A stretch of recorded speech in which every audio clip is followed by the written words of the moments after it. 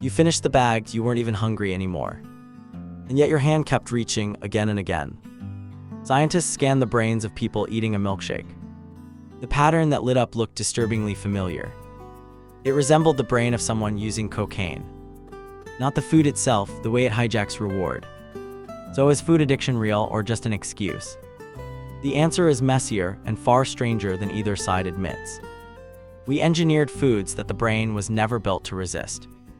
First, a confession from the food industry. In the 1980s, companies hunted for a perfect formula.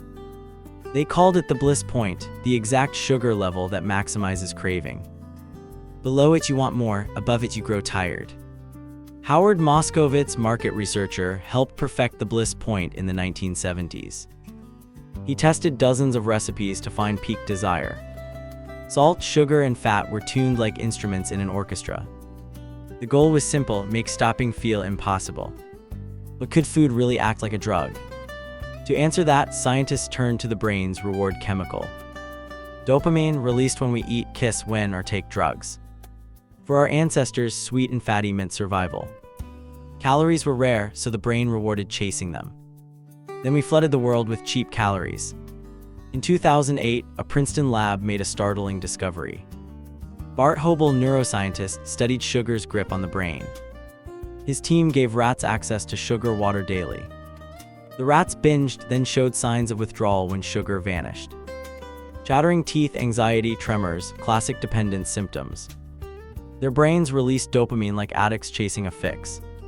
But rats are not people, and critics pushed back hard. So researchers built a tool to test humans. Ashley Gearhart, psychologist, created the Yale Food Addiction Scale.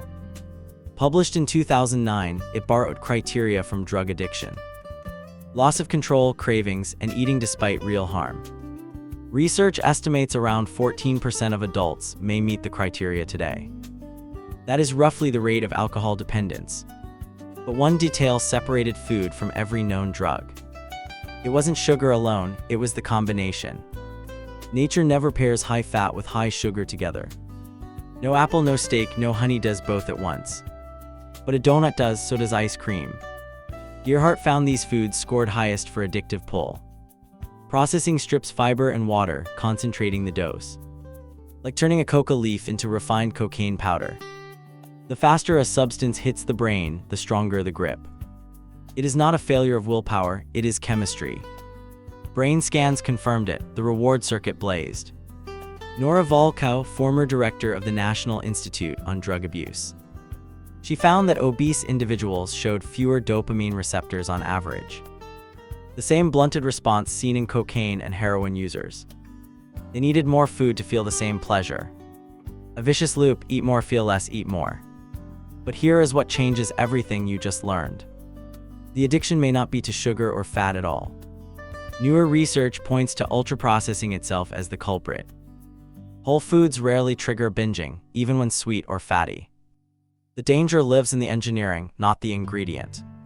So what does this mean for your next craving? That pull you feel is not weakness, it is design. These foods were built by labs to defeat your brakes. Knowing that, you can change the environment, not just the willpower. Keep the engineered foods out of arm's reach. Choose foods closer to how nature made them. Next time the bag empties before you notice, pause. You weren't losing control, the food was designed to win.